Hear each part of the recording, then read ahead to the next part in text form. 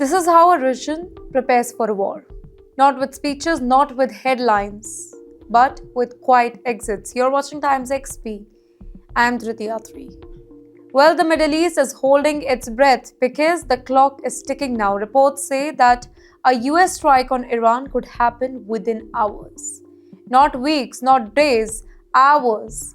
Britain has made its move, though silently and quietly. British personnel are being pulled out from a major US-run airbase in Qatar. This is not a routine, this is precautions before any kind of impact. When allies leave US bases, it means just one thing: risk is no longer theoretical, it is operational now. Troops don't relocate until and unless danger is real.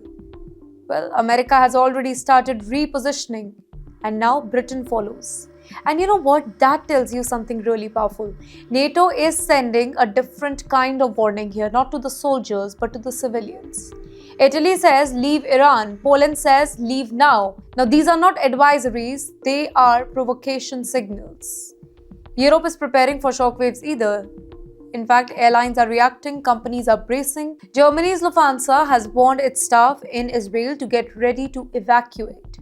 Flights must be cancelled, routes must be shut. This is how airspace closes before airspace burns. And then there is Hezbollah as well, Iran's most powerful regional ally. They are asking just simple question: will you stay out if Iran is attacked or not? In fact, their answer is chilling: no guarantees. Read that again. No promise of restraint, no assurance of calm, which means that if Iran is hit, the fire could spread, and that too really fast. Well, this is how regional war begins. One strike, one retaliation, one miscalculation, suddenly borders stop mattering. Look at the signs here. Troops are moving, citizens are fleeing, airlines are preparing exits. This is not panic, this is planning. Diplomacy is still talking, but the military is already acting, and that gap is the most dangerous space of all.